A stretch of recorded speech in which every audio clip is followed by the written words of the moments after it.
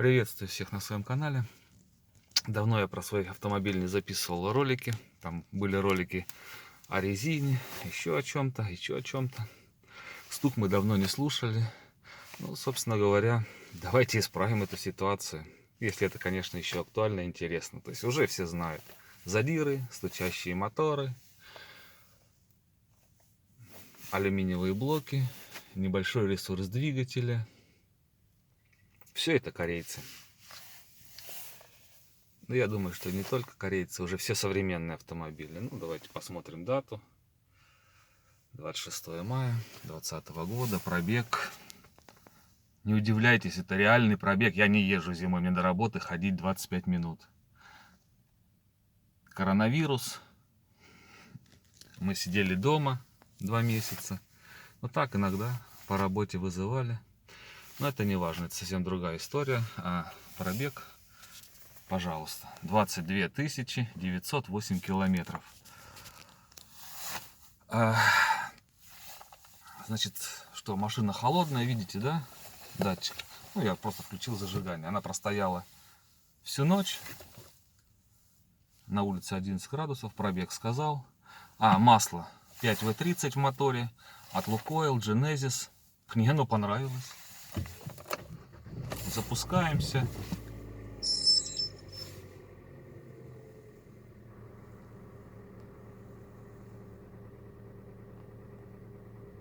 И слушаем этот долбеж.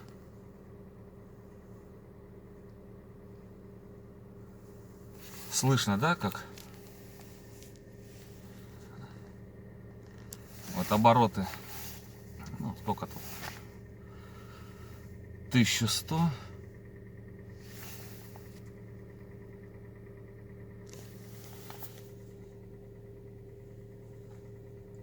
Никуда этот стук не делся, никуда он не пропал.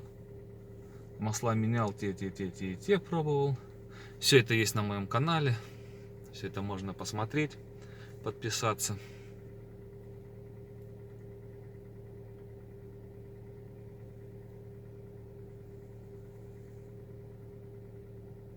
Надеюсь, вам слышен этот стук.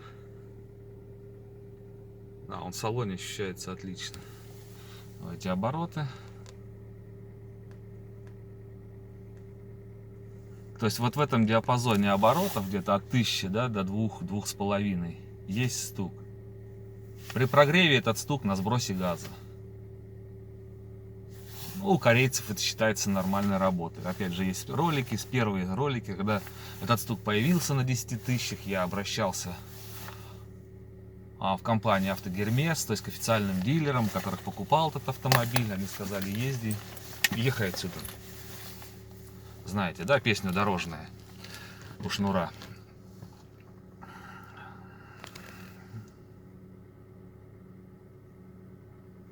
И по мере прогревания, или прогрева, как правильно, прогрева, да, автомобиля, этот стук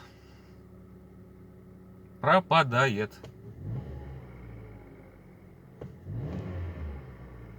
Слышите, да, на сбросе газа?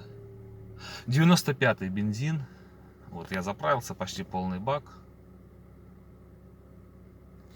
И вот смотрите, ну прогрев быстро, да, на улице тепло, мороза нет, сейчас 11 градусов. То есть 1000, и он уже приглушенный стук. Сейчас чуть за 1000 и будет полная тишина. И на ходу только при сбросе газа этот стук проявляется. Но это, наверное, все-таки нормальная работа современных двигателей с короткими юбками, поршней больше тут. Потому что на таком пробеге, то есть 10 тысяч это началось. Мотор не насиловался, не разбирался, кривыми руками туда никто не лазил. Я лазить уже не хочу, у меня уже это время прошло. Потому что по счету это уже у меня не первый, не второй, не 10-й даже автомобиль.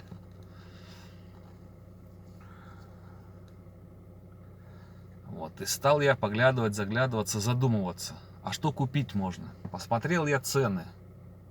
Ну, все, да, вот, чуть за 1000. Этот стук уменьшился, сейчас прогреется, и вообще будет красота. Это масло меня устраивает, хотя вот я подписан на канал K-Power Tuning, неплохой канал, ребята делают. Они знают, что делают. Они рекомендуют 5В40. Возможно. Я попробую, Лукойловская. Я пробовал, по-моему, Мобил, да, 5В40. На канале есть видео. Не помню уже, честно. Попробуем.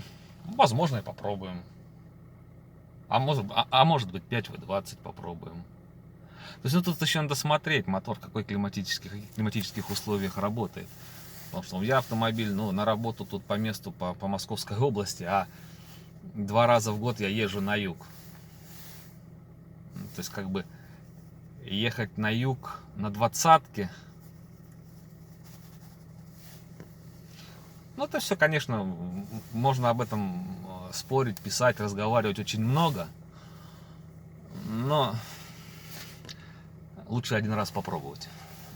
Потому что наука и практика — это разные вещи абсолютно.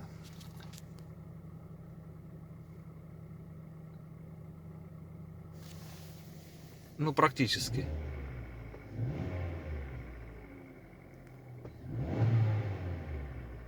Вот он проявляется где-то на 2. На сбросе газа 2,5. И вот после 1000 раз, и все, и тишина. Заглохло. Вот. И слышно только воющий, этот воющий звук. Вон сновья гудит гидроусилитель. Этому автомобилю ну, вот 23 000, как вот. Нет, вот слышно, долбит. Но опять же мы прогреваемся, вот появилось второе деленице.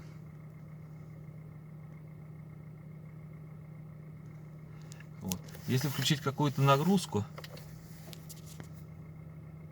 в виде света, печки и кондиционера, ну как кондиционера и ближнего света, появляется нагрузочка небольшая на двигатель и становится тише.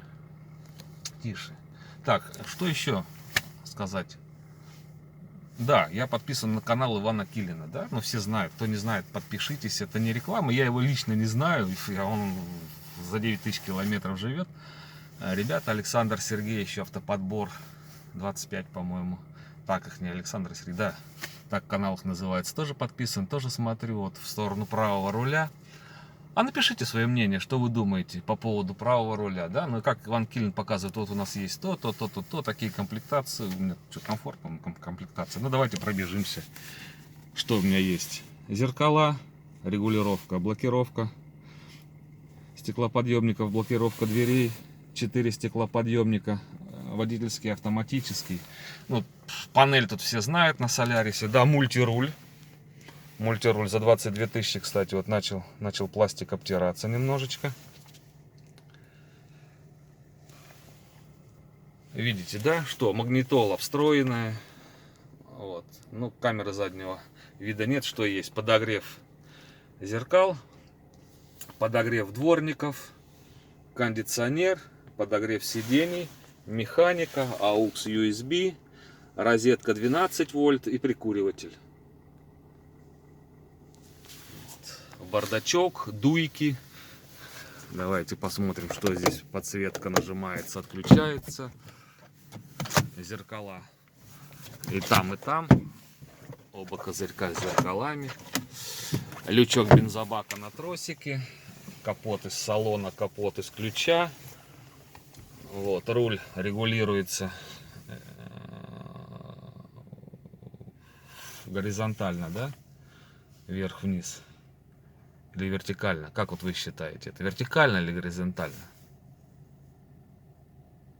Вертикально, горизонтально. Интересно, да? Стакан наполовину полный или наполовину пустой? Как он двигается-то? Да это все шутки, а то сейчас... Вы меня поняли, вверх-вниз регулируется. Электрокорректор фар есть. Вот. H4 гидроусилитель руля. Ну, такой кратенький обзор. Зеркало заднего вида. Я немножко. Вот. Дуйки, как Александр Сергеевич говорит, дуйки. Все это присутствует, все это есть в автомобиле. Механика, я люблю механику. Наверное, просто уже такой старовер. Вот. Хотя, наверное, не отказался бы от автомата или вариатора. Да это все шутки. Нет, механика есть механика. Это мое мнение. По трассе меня она вполне устраивает. Основной пробег, и тут без пробок до работы. Ну вот такой краткий обзор. Да, ручник классический. Что еще? Регулировка ремней. Вот, ну что, прогрелись мы, да? Автомобиль прогрелся. Оборотики упали до холостого хода. Вот в районе тут что у нас 500 пополам 750, да, оборотов получается. Слышите, полная тишина.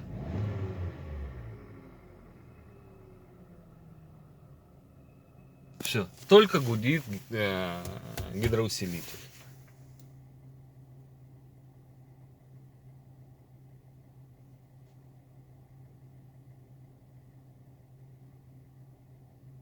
Ну вот такой обзор. То есть я никуда не пропал.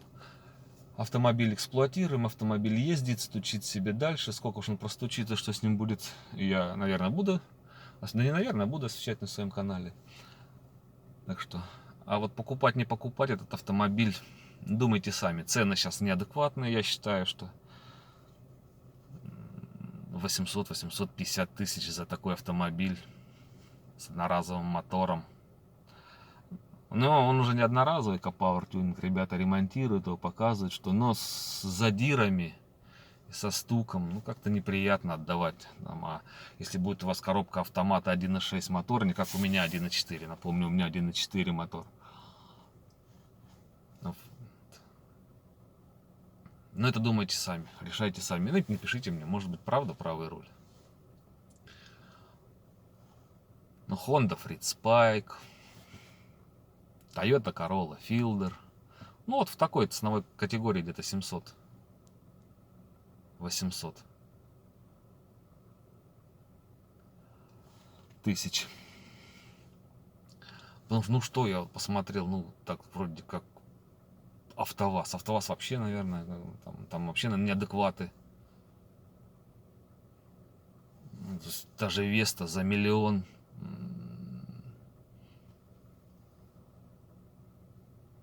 Там кросс, ну пусть она с этим ниссановским мотором 1.6 на вариаторе. На моторе, на котором надо снимать впускной коллектор, чтобы поменять свечи. Ну, как бы это все делается уже в сервисе, сам туда руками. Да можно тоже, если руки оттуда растут. Ну, как-то вот алюминиевый, ну, то же самое, но за Весту, которая своей мелочевкой. Я это говорю не понаслышкам, не по видео. У меня была и десятка, была и Приора. Причем я работал в Автомире, в сервисе.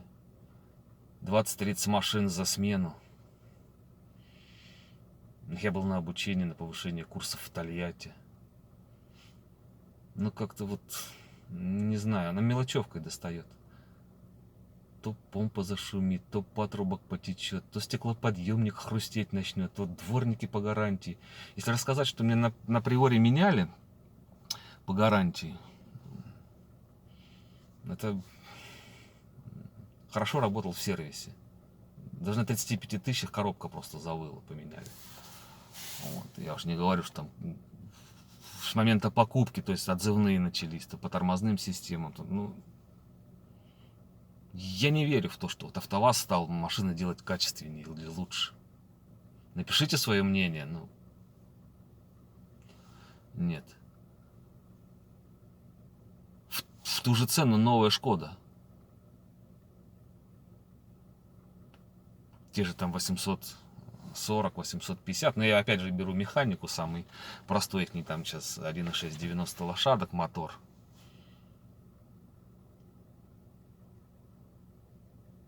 Не знаю, Volkswagen тоже сейчас обновленную модель выпустил. Polo, я имею в виду.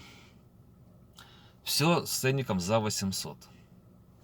Нива 600, блядь. Ну, 560 тысяч с кондиционером. Нива, ну, антикор добавьте, подкрылки, там, коврики, чехлы, музыку, диски, там, ну, вот что-то можно туда, да? 600 тысяч за Ниву. Я не знаю. Но пользуется спросом. Раз народ покупает, значит и ценник будет, я так думаю. Хотя, напишите, что бы вы выбрали за 800 тысяч.